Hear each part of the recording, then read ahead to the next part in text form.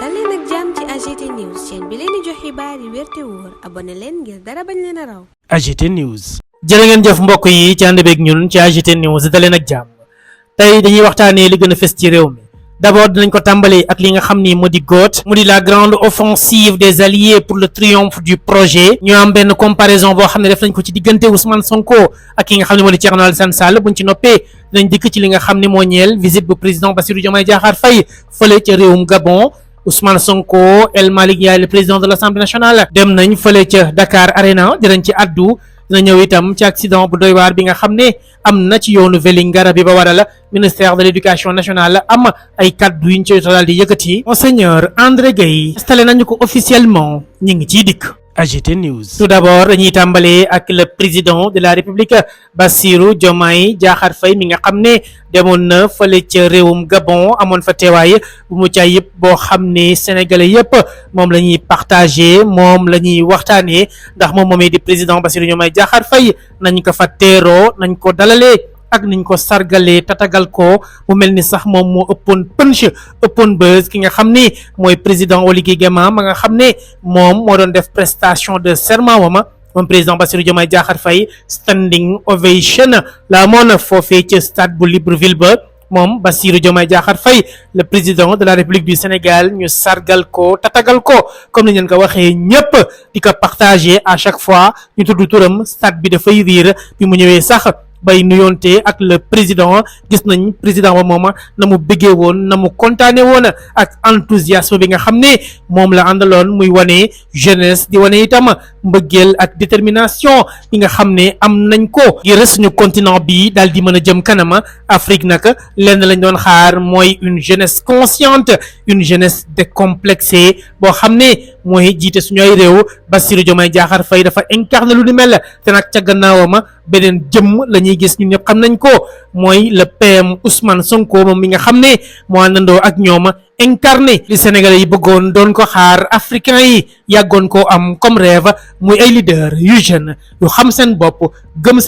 gëm seeni réew gëm seen continent wala ci liggéey bu ànd ak jubal jubbanti wala moo tax Bassirou Diomaye Diakhar Faye fële ca Gabon moo gàddu bës bi ay li ñu ko defal mën nañ na sax defuluñ ko le président Oligui Nguema nga xam ne moo waraloon boobu lépp bés. AGT News. keneen ki nga xam ne itam moom moo téye bës bi ci réewum Sénégal te fépp fu mu dem daal di ko fay yóbbaale mooy le premier ministre Ousmane Sonko moom mi nga xam ne ànd na ak le président de l'Assemblée nationale di monsieur El Malick Ndiaye ñoom ñaar ñu dem teewee ji léegi nga xam ne moom la ñu woowee bool xewee ca Dakar Arena. Ousmane Sonko teew ca boobu lépp stade ñëpp defal ko itam standing ovation tàcc ko teeru ko tatagal ko fan yi ñu génn ci ouverture ba président Bassirou Diomaye Diakhar Faye moom moo fa teewoon mel ni nag week-end bi lee ñett ñi ñu gën a bàyyi xel ci réewum Sénégal muy le président de la République Bassirou Diomaye Diakhar Faye le président de l'Assemblée nationale di El Hadji Malick Ndiaye ak dëj dëpp gi waral coow li muy le premier ministre Ousmane Sonko moom ñoo téye bës bi lépp nag xewee ci ay stade loolee ma waral nar naa métti lool ca ñi nga xam ne ñoo di seeni opposant bëggoon gën a fees saa su nekk Ousmane Sonko di leen ko xañ moo waral ñu koy attaqué lu bari lool. AGT News. loolee nga xam ne sax ay attaque la di jëm saa su nekk ci Ousmane Sonko léeg-léeg muy tukkee ci benn opposant bu ñuy woowee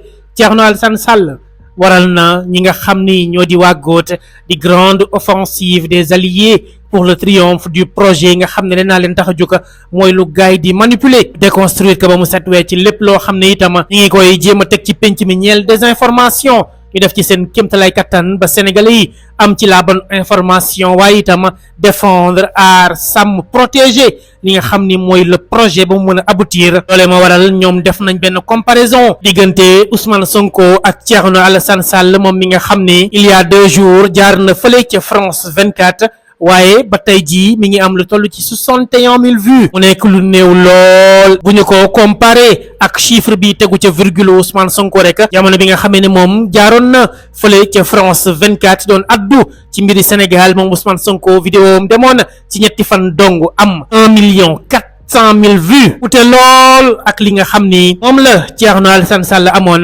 waral waa GOAT di grande offensive des alliés pour le triomphe du projet ñu ne invité sur France 24 chaîne boo xam ne am na lu toll ci 7 millions d'abonnés Thierno Alassane Sall n'a même pas atteint 65 000 vues en 3 jours ci ñetti fan moom Thierno Alassane Sall mënul sax am 65 000 vues ñu teg ci ne malgré la vitrine internationale son discours laisse froid. Pas d'encouragement pas d'impact chaîne bi nekk chaîne boo xam ne fépp ci àdduna bi lañ koy seetaanee la ñu koy teewloo waaye moom discours am amul kenn ku mën a yëngal amul kenn koo xam ne mën na laa galvaniser amul leen itam loo xam ne mën na koo indi comme lu bees muy lu baax muy lu bon. waa góot noppeeguñu ñu ngi naan pendant ce temps Ousmane Sonko sans sponsor ni effort de communication particulier dépasse 1,4 million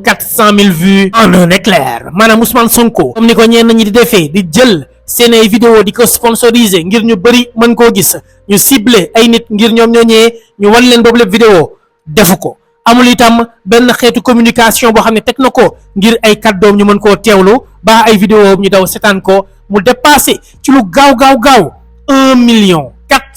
vues au moment où Thierno Alassane Sall ci ñetti fan mënul sax am 65 000 personnes yoo xam ne dañu koy seetaan loole ma waral waa GOAT di waa grande offensive des alliés pour le triomphe du projet am luñ ci wax ñu ne la différence point d'interrogation maanaam ñaari gaa yi lan moo leen wutale l'un parle pour exister l'autre incarne une espérance kenn gi day wax ngir ñu dégg ko ngir ñu xam ko ngir mu mën fee nekk maanaam ci gàttal ngir ñu bañ koo fàtte keneen ki nag moom dafa incarné yaakaar boo xam ne askanu lëmm ñoo ko am ci moom continent wu lëmm ñoo ko am ci moom yaakaar goo xam ne ay junniy doomu aadama ñoo ko porté ci seen xol jëmale ko ci moom Ousmane Sonko moo waral wute gi am ci ñoom ñaar moo waral seeni ay vidéo dong doy na sondage doy na comparaison ngir wane ne duñu benn moo waral ñoom ñu ngi koy jeexalee naan la légitimité ne s'achète pas elle se manifeste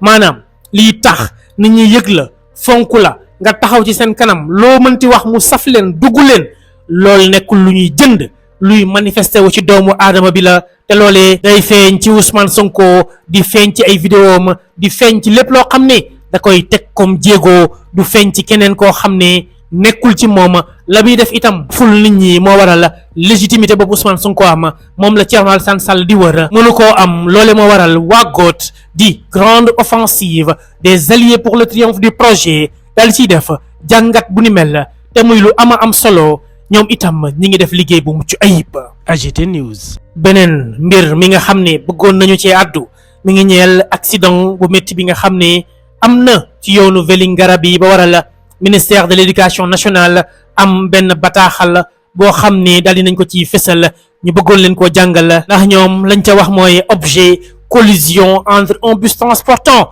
des élèves et un camion muy tiis métit lu naqari lool ba tax ñu ne c'est avec une grande tristesse que le ministère de l'éducation nationale informe l'opinion publique d'un accident de la route impliquant un bus transportant des élèves du collège d'enseignement moyen CEM Saré Coly Salé à 10 km de Vélingara dans l'académie de Kolda ce 3 mai 2025 am na benn accident boo xam ne bu métti lool la ñeel nag benn bus boo xam ne ay élèves ñoo ci nekkoon di jàngee ci collège boobee nga xam ne mooy CEM Saré Coly Salé nekkee à 10 kilomètres de Vélingara académie bu Kolda bésub tey jilee 3 mai 2025 dans le cadre des activités extramuros du projet PFPI projet de formation professionnelle et d'insertion 35 élèves accompagnés de leurs professeurs se rendaient dans une ferme agricole située à Saré Thiali pour une visite pédagogique. Malheureusement, leur bus est entré en collision avec un camion. njàng meeg njàngale mi léeg-léeg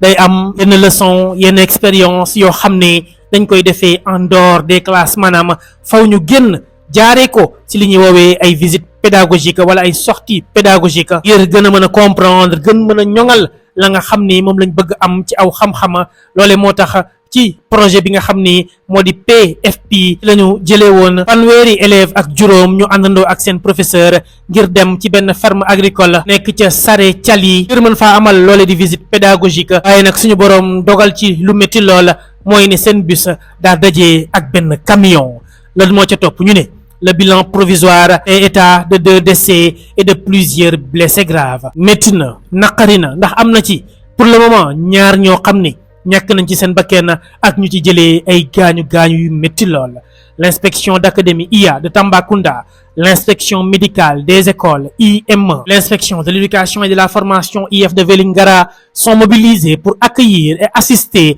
les blessés en collaboration avec les autorités locales et les services compétents. ñoom ñi nga xam ne ñooy jiite académie bi maanaam inspection bu mag bi coiffé Tamba yépp ak inspection bu Vélingara wala ci itam inspection médicale bu école yi ñoom ñëpp àndandoo ci ak yeneeni kilifa yi nekk ci yooyu la gox-goxaat ñi nga ciy def seen kéemtalaay kattan ngir mën a taxaw ñi nga xam ne jëlee nañ ci ay gaañu waral ñu ne les meilleures dispositions sont en train d'être prises pour assurer une prise en charge rapide et adéquate des personnes concernées au centre hospitalier régional de Kolda, à l'hôpital régional de Tambacounda et au centre de santé de Vélingara. ñi ciy def seen kéemtalaay kattan jamono ji ngir taxaw leen jël leen en charge ci yooyu l'hôpital nga xam ne lim nañ ko sànq muy bu région bu Kolda muy bu Tambacounda ak centre de santé bu Vélingara. Le ministre de l'Éducation nationale exprime sa profonde compassion aux familles des victimes et à l'ensemble de la communauté éducative touchée par ce drame. waa ministère bi ñu dénk lépp lu ñeel njàng meek jàngale mi ñu ngi àndandoo ak ñooñu naqar bi dal di bokk ak ñoom métit bi waral ñu daal ciy teg ne le ministre de l'Éducation nationale suit personnellement la situation et appelle à l'unité et à la solidarité en ces moments difficiles. ministre bi nga xam ne moom lañu dénk lépp lu ñeel njàng meek njàngale mi ngi koy topp di xool mbir yi fu mu toll ak lan lañ ci mën a def ndax lu ni mel métti na loola